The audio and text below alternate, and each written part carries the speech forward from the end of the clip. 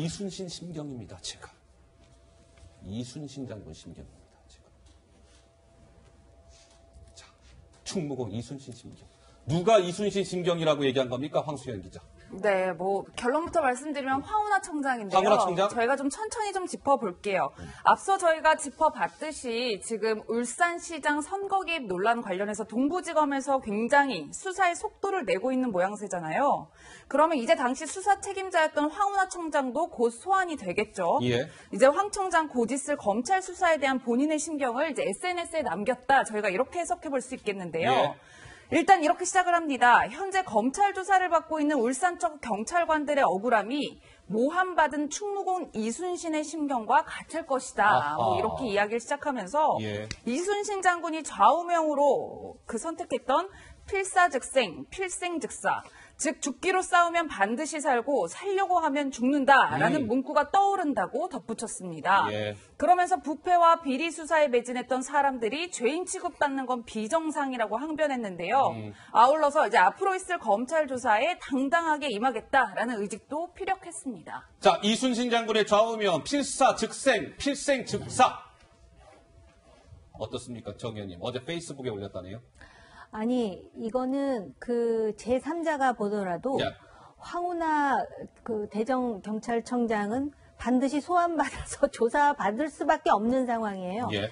그런데 마치 또 그게 억울하다 그러면서 감히 그 입으로 필사즉생, 필생즉사를 외치면서 이순신 장군을 언급한다고 하니까 정말 이거야말로 사자 명예훼손이 아닌가라는 사자 생각이 들 명예훼손이다. 정도로 이순신 장군에 대한. 이게 사실은 이 김기현 시장에 대한 하명 수사라든지 네. 이게 이렇게 이슈로 증폭되는 배후에는 바로 저 황운하라는 인물이 있었습니다. 왜냐하면은 그 당시에도 과잉 수사 때문에 여러 가지로 문제가 제기된 데다가 예. 뜬금없이 경찰청장 그만두고 총선 나온다 그러니까 아 저것이 과잉 수사를 하고 혹시 공천을 대가로 받은 것이 아니야라는 의혹과 그 의혹과 관련된 예, 보도가 예. 굉장히 많이 나오잖아요. 예. 그리고 지금도 경찰청장의 직을 내려놓지 않고 계속해서 청장이 해야 될 일이 아닌 정치 행위를 하는 하하. 저런 뭐 정치 검찰이라는 말을 우리가 수도 없이 했는데 정말 정치 경찰의 어떤 그런 그 모습을 스스로 몸 전체로 지금 보여주고 있는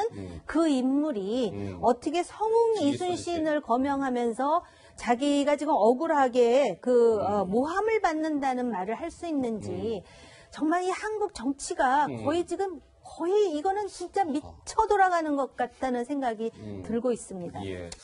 박 의원님, 황운하 청장은 어쨌든 지금 논란의 당사자고 또 피의자 신분이고 이제 검찰에 나가서 조사를 받아야 하고 옷을 안 벗고 있어요. 아직 대전청장입니다. 그러면 말 한마디 한마디가 굉장히 무거워야 하고 중요한다는 것을 스스로도 알 텐데 뭔가 알릴레오 나와서 막 얘기하고 그리고 현직 청장의 신분을 유지하면서도 본인이 출마할 대전 중구에서 북콘서트 열고 이순신 언급하고 이런 것들이 과연 바람직한 겁니까? 우리 정 의원님이 사자 명예훼손을 말씀하셨는데 예. 이순신 장군께서 돌아가신 지 너무 오래돼가지고 500년이 지나서 성립할지 모르겠습니다. 예. 조금 신중해야죠. 왜냐하면 어쨌든 현직 청장입니다. 이 황운하 청장이 총선 출마 계획이 있다는 건 본인 입으로도 얘기를 본인 했기 스스로가 때문에 얘기합니다. 우리 예. 국민 누구나 아는 사실이긴 한데 어쨌든 총선 후보자로서의 정치적 행위를 하는 것은 현직 경찰청장에서 대전경찰청장에서 물러나서 예. 예비후보 등록을 하고부터입니다. 근데 현직 대전지방경찰청장을 하고 있음에도 불구하고 계속 저렇게 정치적 발언을 하는 것은 저는 바람직하다고 볼 수 없고 본인이 이제 울산청장을 지냈기 때문에 예. 그 울산청의 관련자들이 수사받는 거에 대해서 안타까울 수 있어요. 그리고 그 사람들의 억울한 심정을 대변해서 그런 얘기를 할 수는 있습니다. 그러나 지금처럼 황운하 청장의 일거수일투족이 말 한마디 한마디가 다 정치적으로 해석되는 상황에서 그러니까요. 굳이 이렇게 정치적으로 해석될 수밖에 없는 행위를 할 필요가 있는가. 어떤 면에서 보면은 저분이 아직 뭐 총선 후보자로서 확정된 게 아니기 때문에 일종의 이제 총선을 겨냥한 노이즈 마케팅을 하고 있는 게 아닌가. 예. 이런 비판이나 이런 지적을 받을 수도 있다고 봅니다. 김 교수님 한 말씀 하시겠어요? 황 청장? 예, 뭐, 예. 그 이순신 장군을 떠올리니까 전 또 조국 전투적이 생각이 나는데요. 그러니까 그 당시 한일 관계에서 일본 수출 규제에 문제죠. 관련해가지고 예. 조국 전 민정수석이 주창가 운운하면서 이 상황이 굉장히 복잡하게 꼬였었잖아요.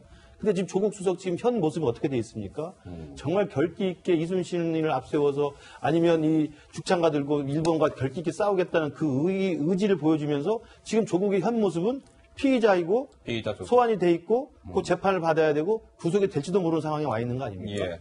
전 똑같이 황운하 총장이 이순신 장군을 거론하는 것 자체가 제 그냥 개인적인 그냥 뭐 김 교수님 순전히 개인 생각. 개인적인 생각입니다만 조국의 현 모습처럼 아하. 또다시 피의자 신분이 되고 기소될 그 운명으로 제가 기시감이 좀 드는다는 생각은 제 개인적인 생각인 것 같습니다. 예. 두 번째로는 지금 이 패스트트랙에 올라가 있는 검경 수사권 조정으로 지금 여야가 치열하게 맞부딪히고 있습니다.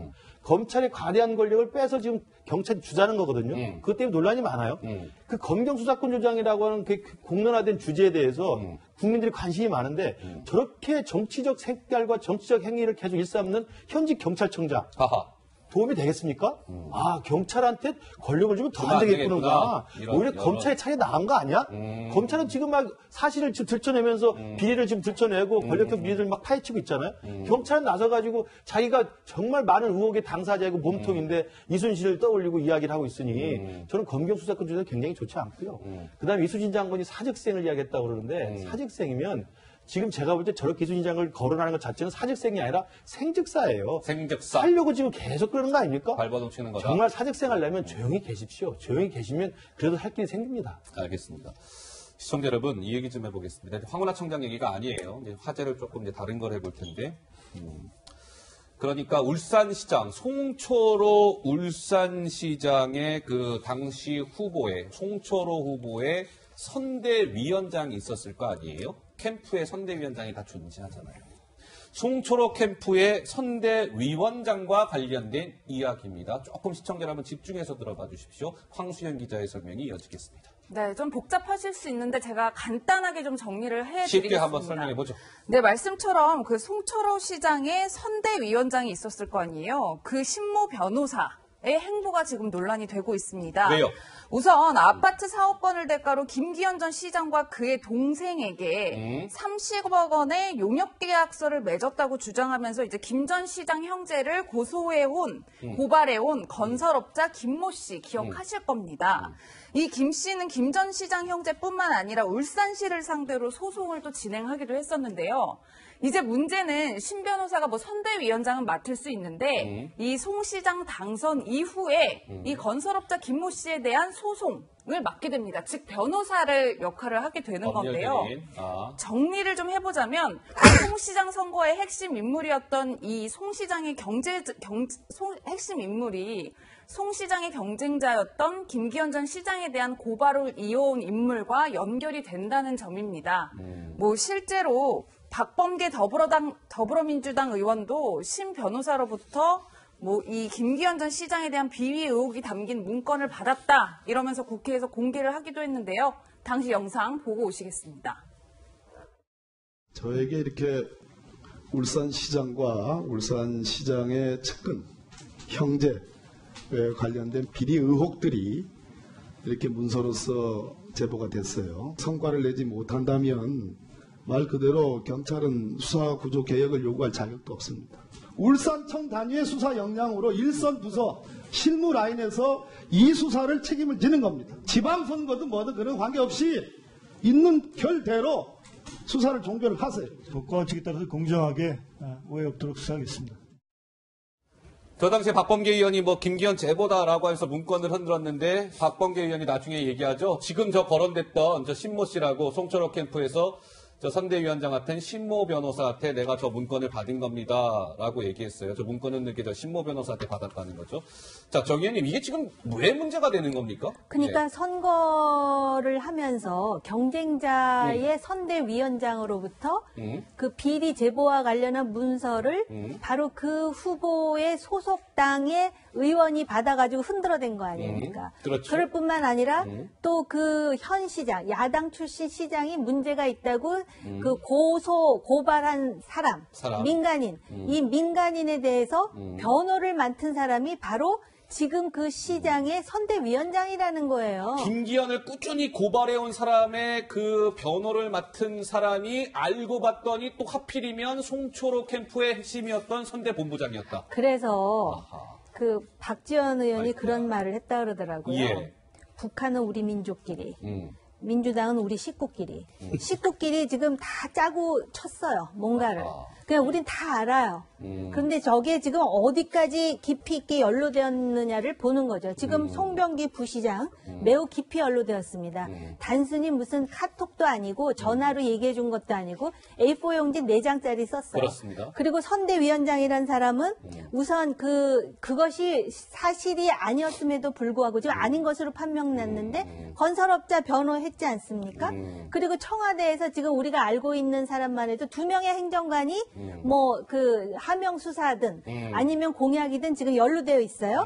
그리고 우리 조금 아까 말한 그 이순신 장군을 남발하는 황운하와 그 경찰청 사람들 지금 또 얘기 오고 가고 네. 있지 않습니까? 네. 그러니까 지금 이 사람들 외에 과연 이 뒤에서 그러면 이러한 그 시나리오를 지시한 사람이 누군지. 누굴까? 지금 이거는요, 검찰이 깊이 있게 파헤칠 것이고요. 아마 제가 볼 때는 이 정권이 끝날 때까지도 이 사건에 대한 결론은 끝나지 않을 수도 있어요. 알겠습니다. 이건 매우 심각한 사건입니다. 매우 심각한 사안입니다.